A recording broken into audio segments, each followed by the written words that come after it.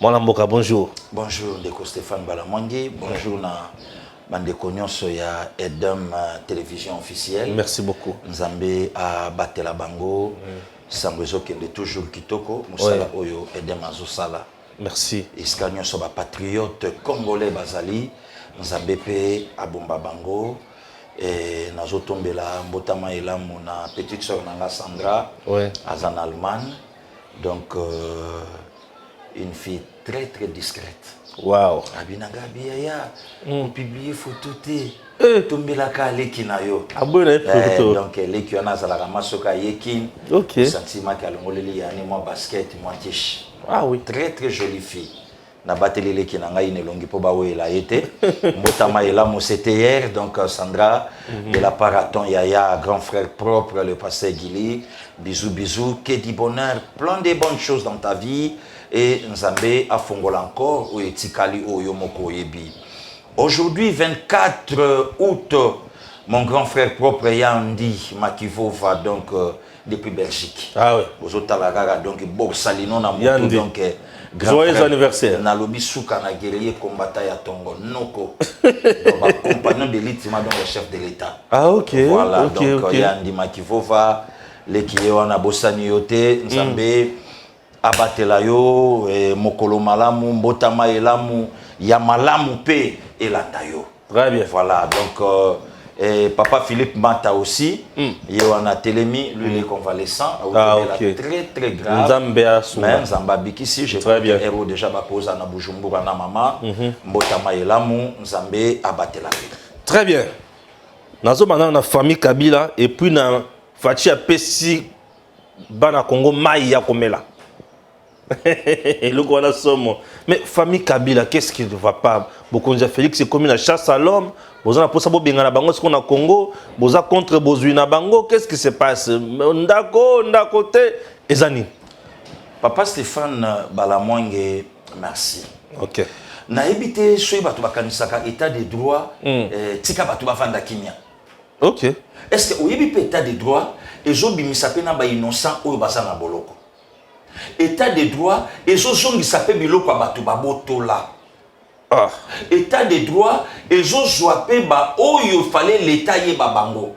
Mais à cause ya ndengo basalelaka, ya kombo, ya pete, ya makambu moye basimba yezate, état de droit ye nako betelo lisolo. Papa Stéphane Balamwange tovanda na mboko yo puisque les autres confirmé pour l'état de Mutakati. Toyoka tomona baboma lekinanga Rosichi Manga Mukendi. Ouais. Balobi capitaine Karim. Ouais. Mais lelo yo ebimaye. Mais ce que tala mboka yakala. Capitaine abomi mutu ba PCPT ya lokumu major. Major. Mais état de droit yé et zongeli dossier wana bakangi yakei. Wana chasse à l'homme. Ah ouais, c'est compliqué là. Oui, c'est compliqué. Est-ce qu'on chasse à l'homme? Puisque ceux qui commis na kotoyo, bongo boy. Mais nanya zalaka na souci te na mbokoyo, ya koye ba ki a tué aussi. Te moutio sozaki na posa. Donc il y a aussi état de droit, il y a ko déguerpir, bon, et comme chasse à l'homme.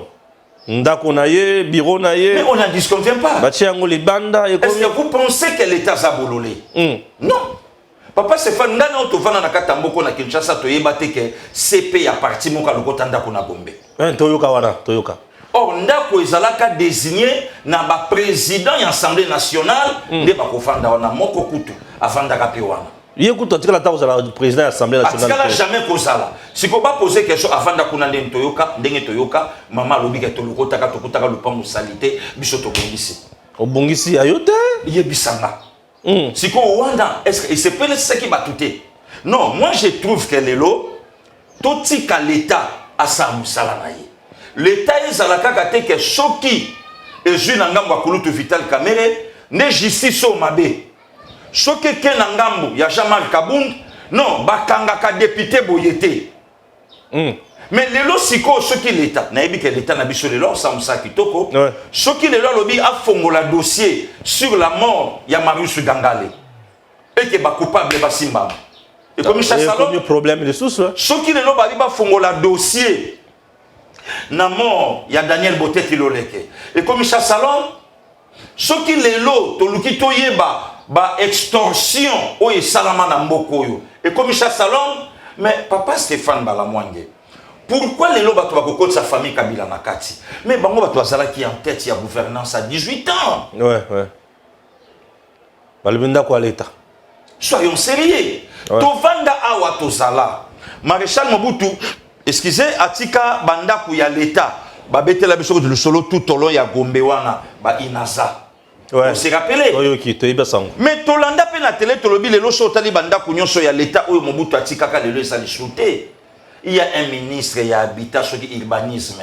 Koko Nyangi. Voilà, yoko tumtoyeba même na bakombo. Na yebi o toyeba.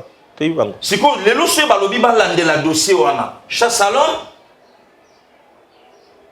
Dis-moi. Papa Stéphane Balamwange. Ouais. Mboka nini ezanga justice. Or Bible lobi na biso c'est la justice qui élève une nation. Très bien. Bon, le se balobi bon ndaku wana oyo ndeko azwa. L'état yebima Papa Stéphane moi toi to ça rémission. Ba qui des droits ba fanda kama na télé batali oh. Et loko passé Gilina Stéphane balobi ba sur yango wapi. Ndele lozo mona toujours garder ba réputation kitoko. Ezala yo ezala bandeko Christian Bosembe, ezala bandeko Mitterrand ya, ezala ba pasteur Gili, okosala kaka moi depa ya makolo mutuka. La paix sur bonjour. Okosala moi depa ya makolo nzamba pambola yo. Okosala moi depa ya makolo mutazo pesa ombota likofi. Donc abombi moi eloko na kati. Normal. Pona nini? Musala oyo tozo sala awa. Je me pose la question Papa Stéphane. Batu nyonso toleka na bango na télé, est-ce que batambolaka? Kotambola makolo défendre totambola wana. Est-ce que ba yoka kapé rendement ya musala na bango oyo bazo sala na population? Na to ba komi okima déjà. Nso bazo kende déjà. Est-ce que bato amsu basala kango? Est-ce que ça tambola yoka? Voilà Papa Stéphane. Donc totika l'état à sa musala yi. Kaka biso bato to fanda kapé to lobaka. Ah omoni. En tout cas poto ndima fachi bato na fo baboto la bango babiloko. Ah, batouana boye. Mais les lois siko justice à l'obi bon nalandela. Oya bango baswa. Oya l'état ezonga. Oya moute zonga. Oya boye sala. Ndeko Balamwange to fandi awa. Dossier moke bimi na limité. Oyoka kiambo. Maman Denise azo menacer famille à batonanda kona bango. Wow. Na yoka sango le kambo. Ndeko moko ya journaliste akiti. Bato yo baza na kati ya likambo balobi to yobi na biso makambo te mais ndenge tozo yoka to confirmer te. Eza eloko ya batu ya une famille mondiale n'a rien à voir avec la distinguer, ni de près ni de loin, n'a rien à voir. Ndeko azu dossier libanda ke na mona plateau. Ta et pas la distinguer. Pour que ça n'était mikolo mère a commis sac à boxe. Bazo beta ma confiner ba liki. Ba koki mobalité. Ba koki beta mama. Kofi siko yeke pa ya mama. Nini. Kasi tuna ngana tuna auto tuna na.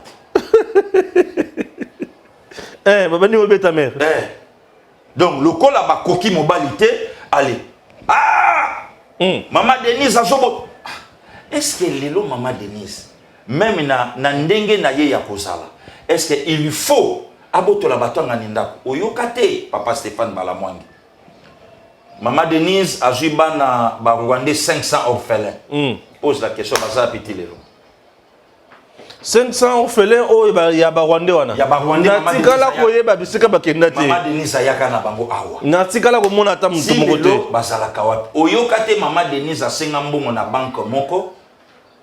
Kolo banque wana pimela ye Maman Denise abengana yao. Maman yo ko pimela ngala distinguer première dame mbongo.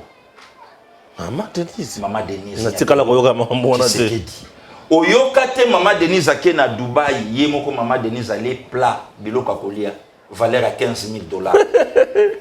Azoli à la restaurant. Oyokate alia nini alia éléphant to alia girafe. Na yebite.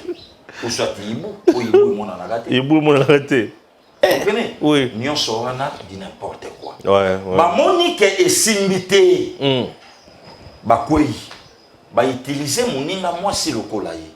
Ba utiliser mama lokola ye. Yoka siko ba versatile. Moto azol ba likambo ayebi nango te. Mama wana pa loba makambo. Na moto aza mama ya yambo, mama ya liboso na biso nyonso. Donc na ba grande sœur na ye ba mama Jeannette. na mboka o baza bana epana ye. Bien sûr. Botande bayaya. Ouais. Mais na mboka baza bana. Oyoki plus 32 moka komelinga na téléphone. Oyoki ndenge ba mama ba répondre bokonzi na bino ndenga a manquer respect na mama. Bloqué était. Oh, bonga na sala raché. Na dépendant na Congo. Yo mo yimi musala. Non, bien sûr. Il faut bloquer. On a bloqué. Déjà. Ce gars me donne un message, je bloque. Déjà. Je passe. Déjà. On attend qu'on réponde mon côté. côté. Encore il peut na numéro mokili mobimba na ide mba mona niati. Comprenez? Donc il y a moni mabe ndenge mokonza mboka lobi mama wana. Mamoni yango malamu ndenge mama wana asakani na mokonzi na mwasi ya mokonzi. Dit n'importe quoi. Bavandi bamoni ke bon babiloko tout obetse simbite tobimisa kombo ya nia ezalaka te na mboka oyo. Papa Stéphane, omoni soko zoluka mutu na likambo eyebanaka. Soki po zokosela pe mutu likambo eyebanaka. Na mboko bato bayebisi kombo cerveau signarcos te. Bien sûr. Donc Rwandais. Cerveau signarcos. Na komi na nga na ngiringiri. Toza na veni mobebana na nia Nyangara. Mais bien sûr. Ezanango. Nyangara. Avenia ba master nanga DJ Alain Milandu. Vrenoko na poto. Avenia bango. Avenia ba Yves Bonga. Avenia na bango. Avenia ba master nanga ba Sisimo baba na ngola. Avenia na bango Nyangara. Batu bayoka ngote. Batu bayoka veni Nyangwete. Oh, Nyangwe. Nyembo ezawa. Voilà. Donc aujourd'hui donc une provocation pure et simple. Ouais, ouais, bah, donc lelo likambu ya chasse ya famille Kabila ko zappé oui et ko zappé non. Oui pour bala mwangi. Non, comprendre que ozolo ba oui. Yango na kamwe ezala oui pour na nini. Oui. Puisque famille wana ba appauvrir Congo au détriment na bango. Ah, siko bango bana bango ka misato. 80 millions il y a Congolais na mawa. À 100 millions. 100 millions. Na mawa na pas une famille de 3 personnes. Mais bah appauvrir centaines de millions de Congolais. Bah appauvrir Sounen. Mon qu'on a bango zaki président, mon sous zaki député national, gouverneur, député national. C'est quoi bah appauvrir le Cameroun. Et ça bah salaire na bango. Mais batika kilemba yimbo ata na maïta. On a fachi, hein. On a fachi, 60 millions de dollars américains. Bah japonais ne mutu basali loko, japonais coréen ne mutu basali loko. C'est les qui pensaient que Nzela ya Kalambambouji. Et bandit déjà. Et bandit. Quand Nangambouji il y a quelques mètres possible. Mais c'est quand on a fait fachi, on a salanga biloko moko ya mabe fachi, on n'aime pas les pays comme ça. Oui. Il y a biso. Ba Congolais. Batiki Congo na bato moko bato ya kokufa. Ouais. Congo batiki mona bato moko ya kokufa. Pour la SCPT on a tra. Mais bango basali restaurant na carte avion. Suka na malewo zawana. Na ebite ba kuna balamba ka bangando na ebite. Basali restaurant na carte avion. Batiki mama ye mo ya kokufa. Ouais. Mais basali hôpital na bango. Oui. Oyo ti na tate pisco pazo kamwa ba matériel. Ouais. Mais Congolais, azana miloko wana te. Bango moko baketi plus na suka bakoloba ke to arriver ko changer homme congolais te. Bango moko ngai pasteur kilité.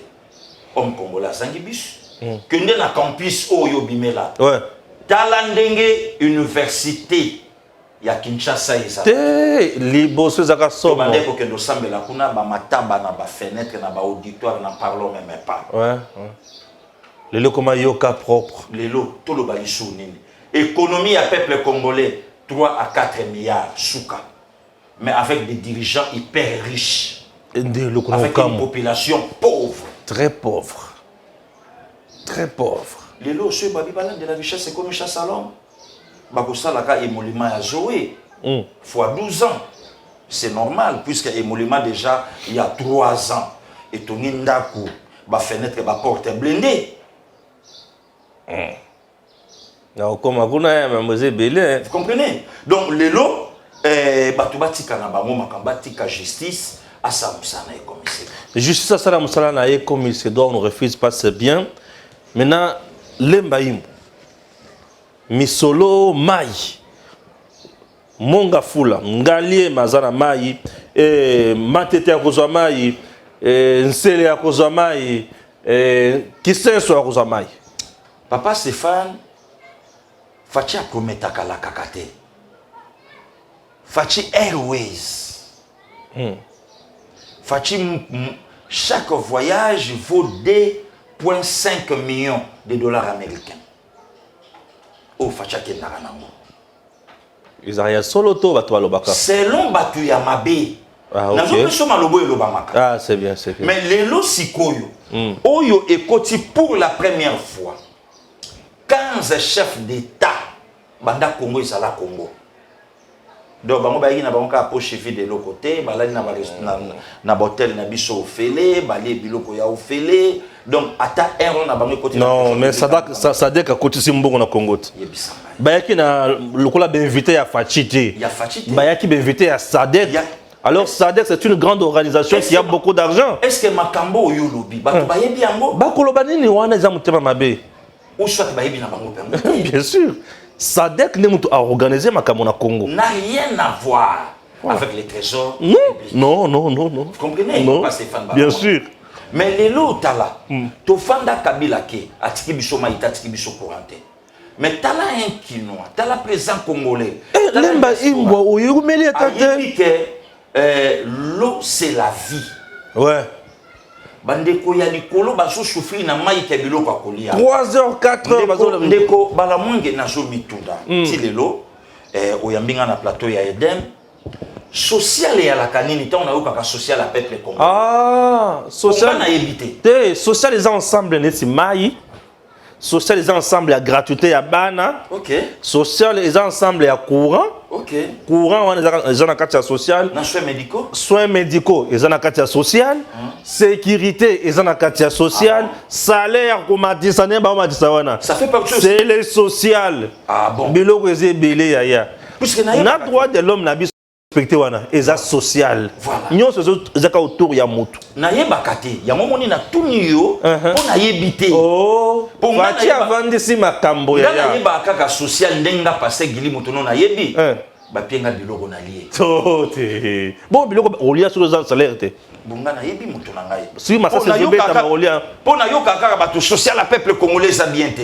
Ngabi bon. Kufasoni kumona passe kotuna nakene natuna mutu nanga bala mwange social ya peuple za la kandenge nini bon soki na ndenge oyo lobi et que babiloko nyonso na ça fait partie ya social à peuple bien sûr c'est que ndenge lelo to sabona 300 chefs de l'état social à peuple c'est à 75%.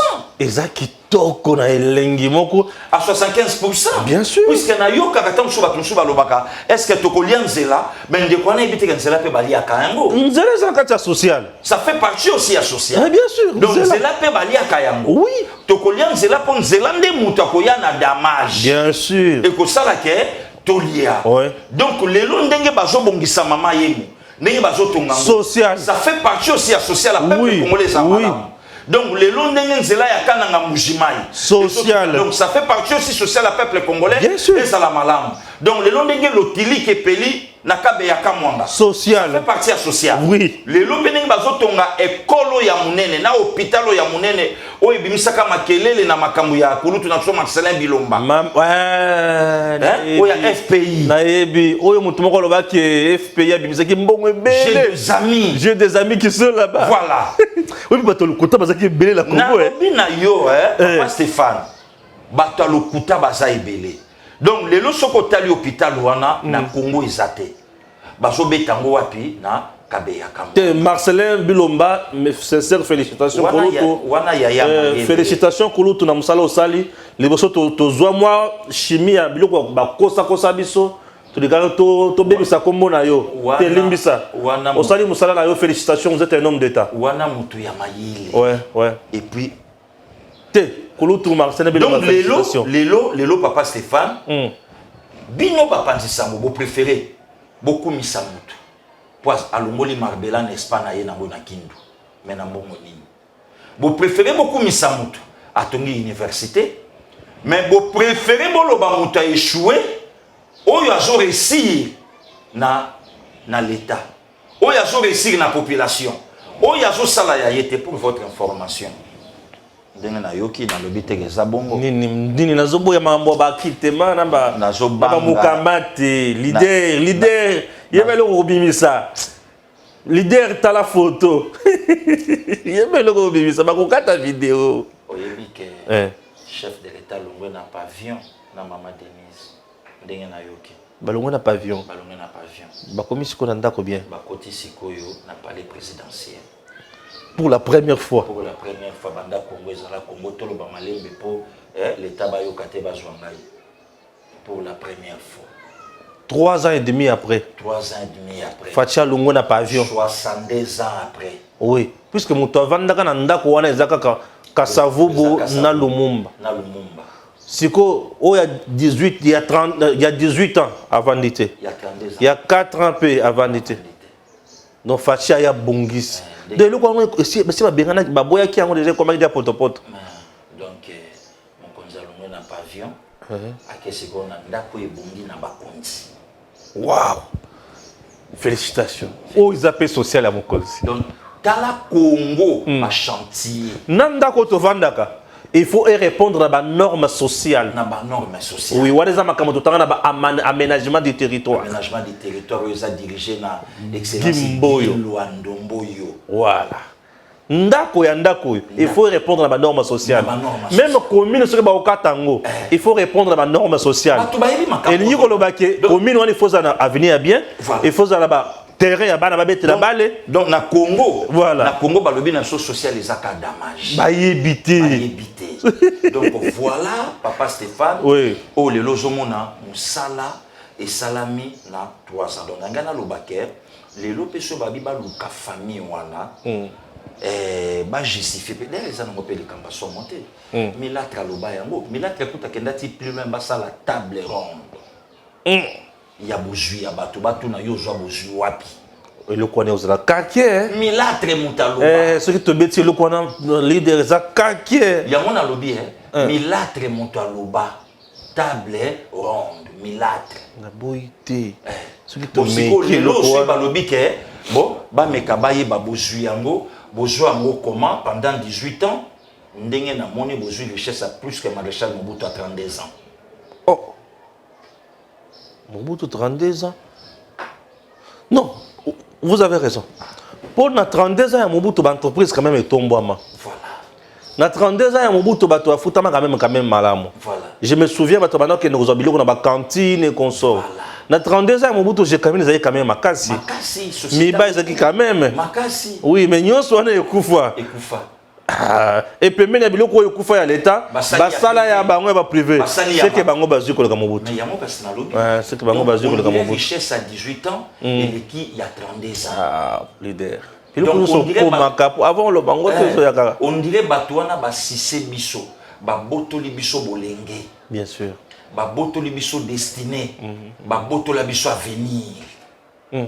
Donc congolais lelo azo toka na Angola. Congolais lelo azo pété ba plomb na Belgique. Azo sauter ba câble en États-Unis. Moye bétier. Abandi kufinga yo. Abandi kufinga yo na ba Waterloo. Donc ozomona manke no ba donner et commis ya kuganga ya somo. Donc lelo ce qui peut l'état lobi alandela et ça na mocha salomte. Ya na mocha salomte. Ah. Mais l'état kuta bomaki moto a en entreprise moko ce qui régale hein. Et ça qui sont 56 millions autres tombé à faillite to kangi. Bakangi pe moto te. Mais 56 millions ya mbongo à l'état. Ba titre d'exonération ezalaki kokotsa biloko ko bimisa ndenge balingaki. Voilà. Mais ce que l'état le biako alandra connaît comment bazolandela mama e. Bazolandela mama e. Na ko lo baté. Donc mawato. Voilà ndiko na Stéphane Balama. Social ba congolais fati avant de siango. Il connaît si mai wana fati a kotis. Est-ce que vous voyez que mai wana ko pesa bato misala lemba im. Mais est-ce que Eloba Makate que même qui ça m'a commis passe? Oui. Bon, les loups sikoyo, au moni elo que je peux sanga plaisir et pas chef de l'État. Azo sala makambo ezalate banda Congo ezala Congo. Ouais. Nzele lengesa ezalate banda kin ezalaki. Ezate que prince ezalaka ebukanate ezalate. Les maïs moi ba pesi biso mai mbala moko sanke ba l'exception ba maquette belé. Rien. Bah ça la biso ba album et maquette. Na lobi na yo toza lisusu na Congo ya album te. Ya maquette. Eh ah ozalaka munene oyo 2012 te. Oyo 2012 te. Leader. Donc les lots toza na moment. Oui. Mon konzamboka c'est bon tokei musala et zo salama comme c'est doit. Voilà. Fati, merci beaucoup na musala ne yali koleka. Ezapene loko moko na zana posaka na tout na poso na tunité et comment Fati mais Stéphane comment tourna makamuso souté consort. Tuna kaka. Faut na tuna. Rentrée politique il y a Vital Kamerhe à Salaki, mkolo lundi. Alobaki que la RDC a besoin d'un leadership visionnaire, éclairé, rassembleur. Comme qui dirait que Fachi Lelo a un visionnaire, a éclairé, a rassembleur. Il y a un Kitana Est et pas Yoapi. M23 a un Boma Ndenga Lingi. Lelo M23 Kangi Bunagana selon Kamerhe a sali a commis ko a tché ba taxe na l'état za susukunate ba commis ko zoa. Misolo ya l'État sans problème. Et Azo Kitapo a ça la rencontre ya ba acteurs politiques, société civile, na ba religieux, ba sangana ba trouver solution na likamuya est pour bien dire mon conseil compité y Azo Kita. Bon. Ce qui mutalobi évangile na ye ezapeka te photo le bango amen. Est-ce que tant mon président Vital Kamerhe ensemble guerre est la ité. C'est ça qui ala ki muta est. À Salaki. Oui, à Salaki. Non, réponds question. Nakati on a zo André dialogue mon réseau ya. Je ne crois pas na yebi pété na yo ki amboté. Te nga compréhension na ngai. Ezo me mangana dialogue mon boy. Puis tant on lobi ke na ko sangisa acteur politique. Na société civile na ba religieux. Ya monga pe na lobi. Tant vient na Vitalo alaka na parlement. Guerre est ça la kate. Te guerre est là qui nango. Te guerre est là qui nango c'est là qui te. Rassemblement à la ité. Te ba dialogue pe salama mingi. Bon, c'est quoi suite à la kini. Oh na lelo. Ndenge zala ki lobi na lelo. Lobi to yeba ki te ke Rwanda. Lobi to yeba ki ba groupes armés. Mais lelo to yebi ke Rwanda. Lelo monde entier ba yebi ke Rwanda. Lelo batu nyonso ba yebi ke Rwanda. Et une solution appropriée na makambwana ya mwezo salama. Où est le problème? Où est le problème, Stéphane Balamungi? Est-ce qu'il faut tout répondre à la makambo? Vous avez raison. Voilà. Et là, on a la bateau. On a toujours quand même maman princesse Adèle Kainda. Oui. Et Maïna maman qui pendant au hasard espace Katanga. Tant que soit zone à l'élo. Na zone à l'élo mercredi, non? Oui. Excellent, ça vous a l'élo awa puisque nasuka sanza oyebi ke nga nazoke de sando na yo. Oui, toujours bouger. Mythe père uzala wana. Oui, mouvement yali toujours kende sandoa to koma pepa mama fifi masuka yeba ke abime maboko pembe hein. Oui, na makamwa IGF. Oui, azate. Abime maboko pembe et puis bravo aussi Lelo, il faut te continuer pour féliciter et pour remercier monsieur Gilles Lingete.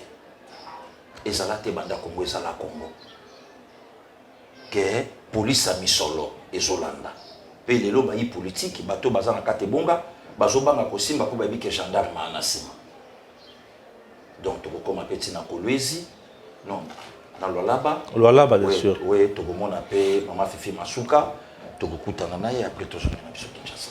Il y a des gens qui traitent maman Adèle Kainda Maïna lokola moyibi na kati ya entreprise ya l'État. Ozo répondre à batonanine. Papa Stéphane Balamwange manque à dire, manque à faire. Ou soit populisme. Ou soit mutebi ne lokolo bate. Ou soit mutu donc c'est une façon si mutu soit beta kokoko. Oh. Donc yo fini mutu muyibi obeta ezalo lien obeta kokoko. Parce qu'il façon obeta kokoko. Mais ba porte yo sobayaka na lo yenge modèle wana te. Il façon obeta kokoko pour formuler lamba na kota. Nalia. La bantivalère ya kofinga déjà. Oh bon yo bien moté. Yo éviter que lelo il y a un réseau. Il y a bande kono ba panzisa mo bazo fifre bongo. Oye bien moté. Do bango musala bango nza kofinga ko vilipande. Après bengi abomi au solicier. Oye bien moté. Ah. Est-ce que c'est le Congo passion Guili Moutasan c'était dans le bango? C'est qui bizarre les baby? Bizarre les baby? Est-ce que Ezanga passion Guili Moutasan c'était dans le bango? Dans le bâton? Psycho. Non, non. Le poème est ça que Maman Adèle dérange. Ouais. Adèle Kaina dérange. Papa Stéphane Balamwange est mon vivant. Au moins le long de tout ça na bon moi. Tikana pesa kayo ne longi nanga o isape na kata motema nanga pona yo. Na zelate to zelate lo bingana la to la oui leader non. Ça c'est de l'hypocrisie. Très bien. Les loyo. Ce qui remanime pour ça la lobby na tombe, je ne sais pas. Ils ont la carte à pouvoir discrétionner la chef de l'État. Mais ngai pasteur Gili. Et l'eau qu'on a posé dans mon konzambo kapo mon konzeba senga kaye. Avec tout le respect. Batoloka ba maman d'elle on a ba kozangate. Ba kozangate fait perdre. Très bien. Princesse Adèle Kainda Maïna. La lobby na yo une dame de fer. Intègre, crédible. Et na oyo nyon soit sali. Et elle est vraie. Ouais. Elle est vraie. Oya lobby yangwaza. Ouais. Tango azolo bacha que non Fachi ou personne. Fachi ou rien. Fachi ou rien. Oui, en 2023. Yango wana vision. En Jésus-Christ, nous sommes plus que vainqueurs. Dès qu'à en 2023, Django a lobby en 2023, Moamba lobby en 2023, Lukunga lobby en 2023, Funa lobby en 2023, Aldeka lobby en 2023, Longonia. On a avec son grand parti politique d'Afrique et Tondi. Aldec. Voilà. 5 ans d'anniversaire. Un grand parti politique Aldec. Fachi ou rien. Et moi, mon choix, mon candidat. Fachi Béton. C'est qui dit Chilombo. Bongo Fachi peut aller kovanda boye. Mon papa Adèle Akoufa. Fachi aye les sous. Non, reconnaissant. Et le point boma.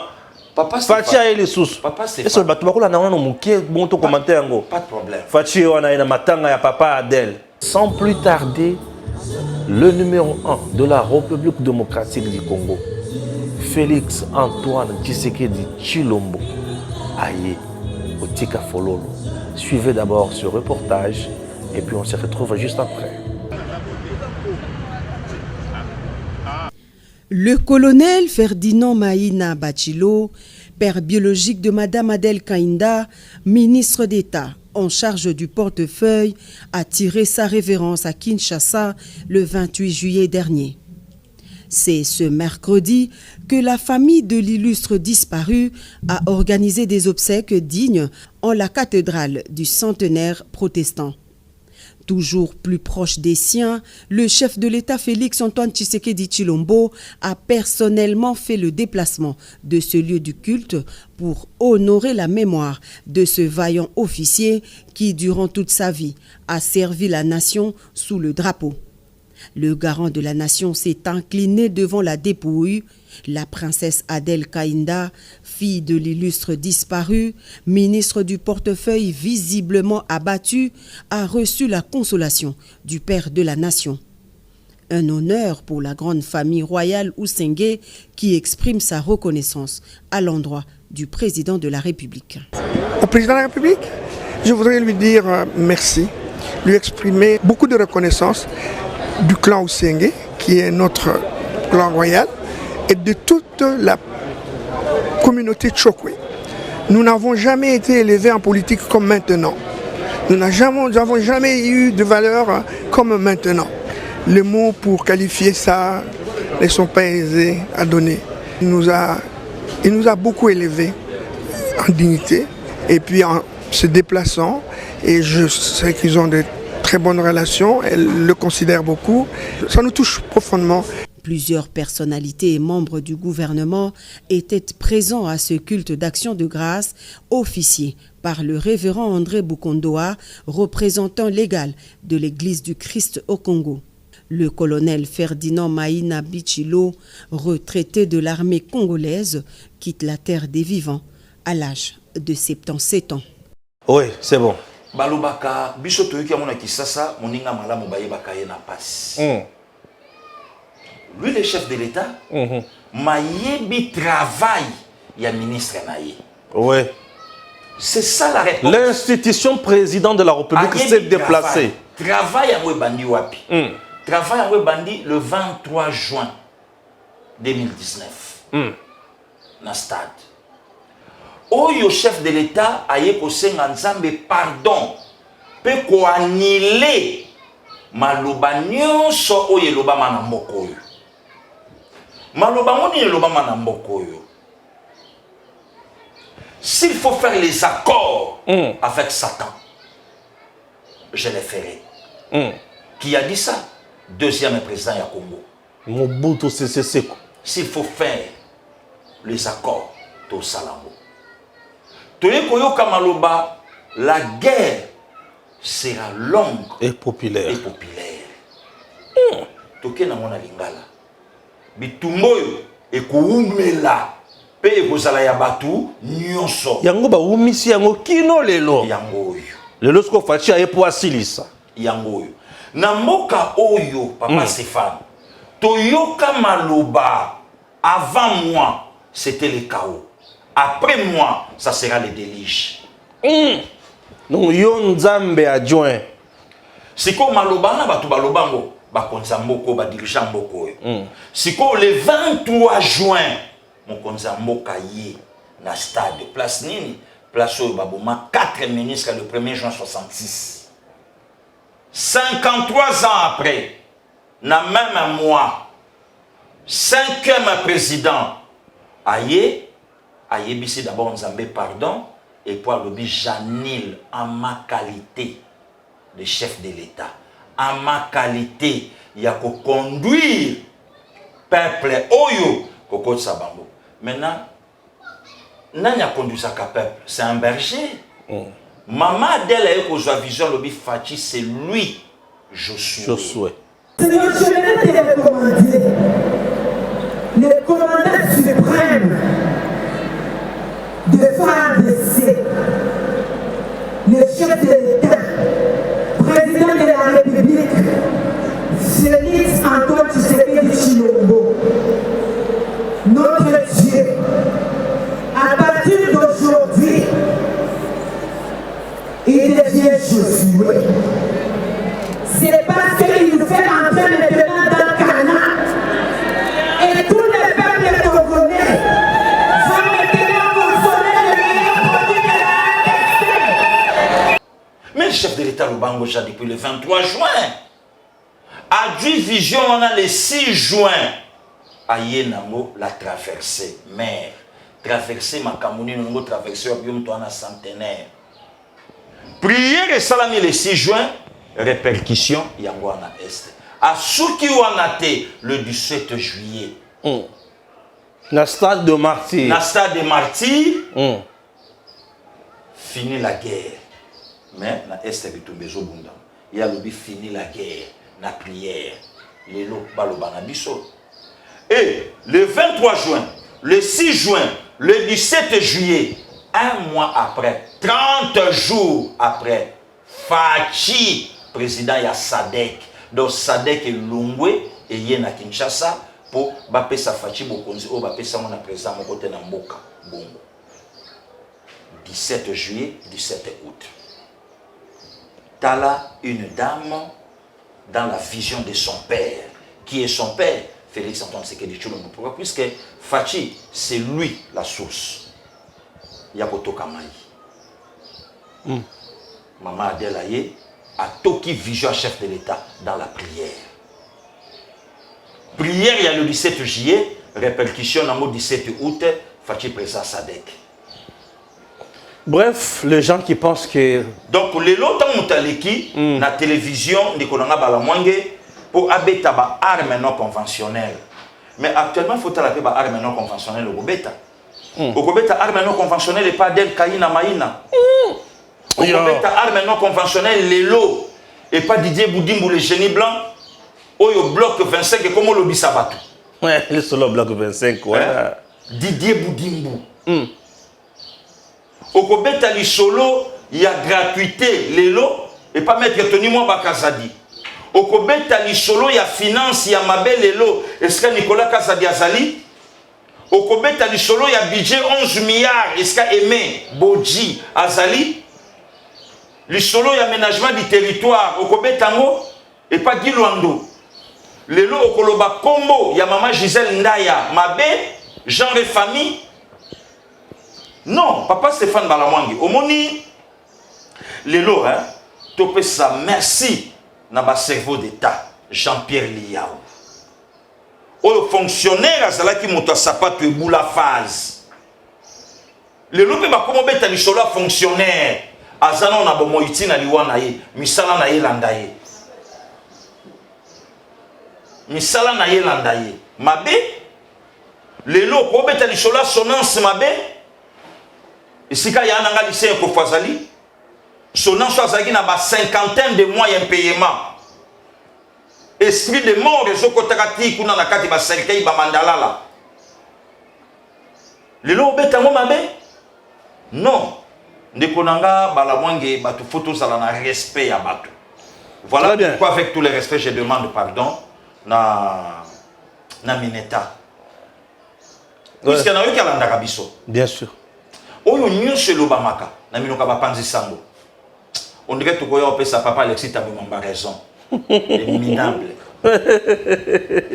L'audit est un concept général qui renvoie à toute évaluation indépendante des opérations et du fonctionnement du contrôle interne d'une organisation, notamment une entreprise, afin d'avoir l'assurance raisonnable du respect des politiques, des procédures et des normes qui régissent une activité avec la vérification, l'efficacité de l'allocation des ressources rares par nature, en vue de l'atteinte des objectifs.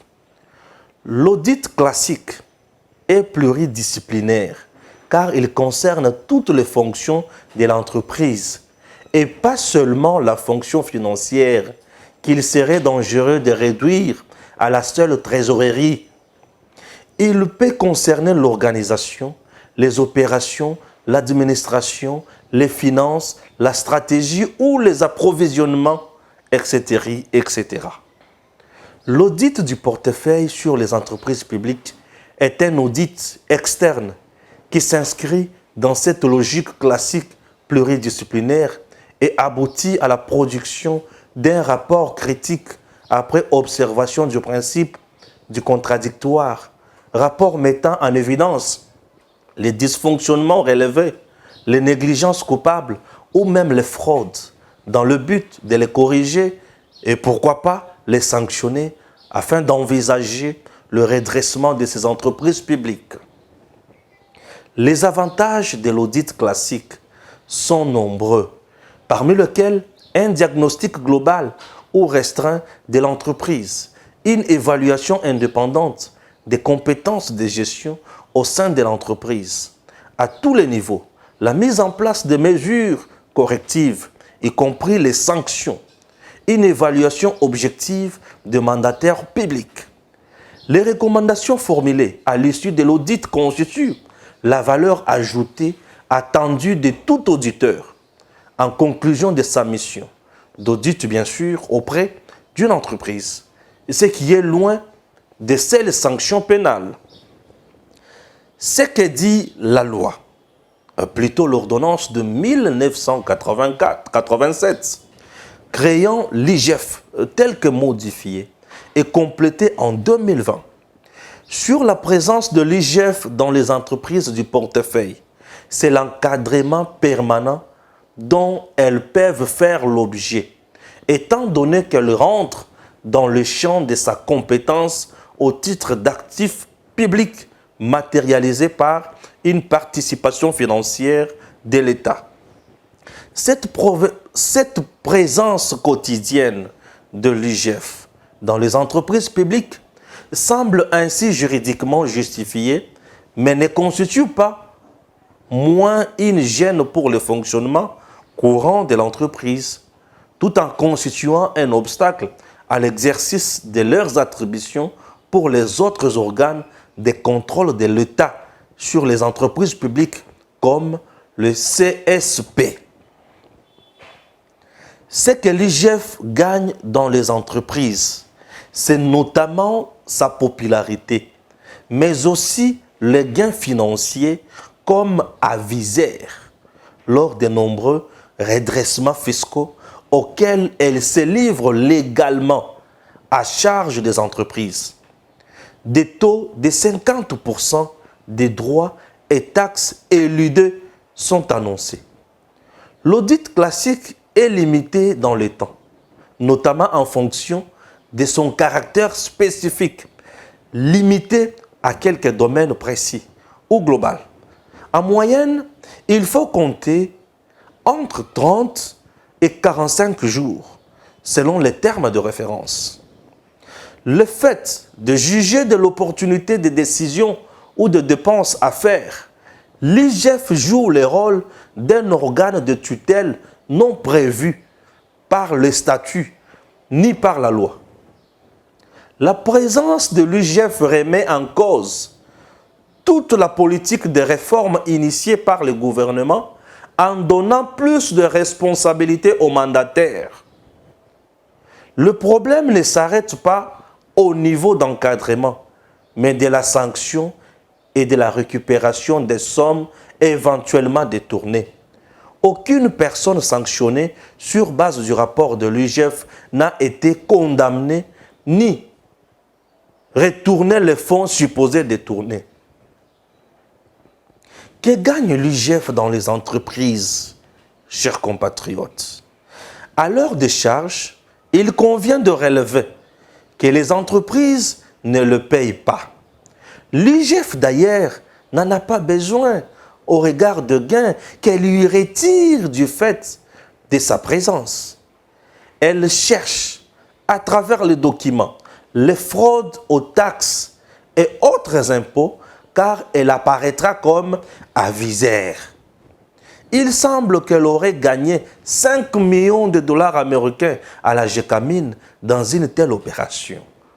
Fantastique. Elle a obtenu un paiement par AFEC, partenaire de l'État, dans sa CIM. Un paiement de 12 millions de dollars américains. Des pas de porte au moment où l'État faisait l'évaluation de l'accord et envisageait même le paiement du solde des pas de porte. L'IGF a sauté dessus et a obtenu le paiement pour obtenir en retour une prime d'aviseur. Vos enquêtes, bien sûr, vous permettront aussi, chers compatriotes, de savoir combien l'État lui a rétrocédé. Ah oui. La présence de l'IGF, outre ses rôles de contrôle, fait son propre lit. Chers compatriotes, découvrez ensemble avec moi. Il faudra qu'elle soit contrôlée aussi pour savoir ce qu'elle fait, d'autant avec toutes ses ressources. C'est très important. L'IGF peut financer même certaines structures de l'État avec ce qu'elle gagne.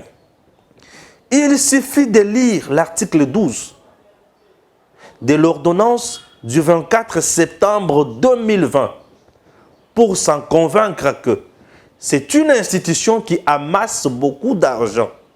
Si l'État veut être sérieux, il doit mettre des mandataires qui soient capables d'être motivés pour rentabiliser nos entreprises. Selon le principe de bonne gouvernance, les mandataires sont appréciés sur base de leurs résultats et non des injonctions politiques, ni des attitudes à les infantiliser. L'attitude de l'IGF remet en cause même la vision du chef de l'État, car c'est lui qui nomme le mandataire. On doit prévoir des sanctions positives et négatives.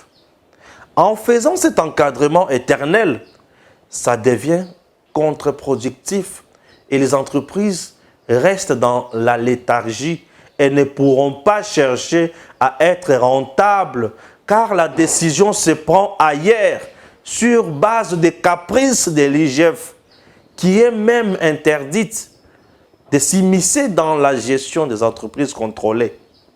Article 2, alinéa dernier du texte de 2020. La raison principale de sa présence éternelle, c'est plus lié à son intérêt de récupérer les recettes pour elle.